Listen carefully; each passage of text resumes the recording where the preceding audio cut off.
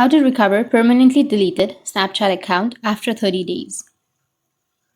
So if you want to recover permanently deleted Snapchat account after 30 days, then first you need to open up your browser. Once you open up your browser, now you need to search for Snapchat help or Snapchat support. After that, you will get this kind of interface. Now you just need to simply tap on Snapchat support or help.snapchat.com. And now you need to just go with your search and search for contact us, or you can just simply scroll down and here you will have an option of contact us. Tap on contact us and it will take you to submit a request page. So you just need to simply go with I can't access my account, which is on the second one, and after that you need to go with my account was compromised.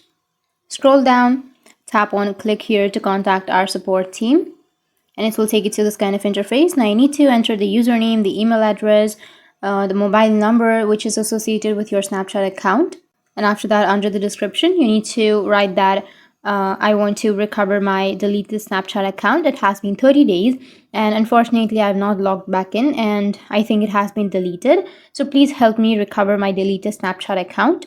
Once you've written that, you need to just go with submit, and once you submit, then your problem will be fixed. So that's it, and if you have any questions, feel free to comment below. Thanks for watching.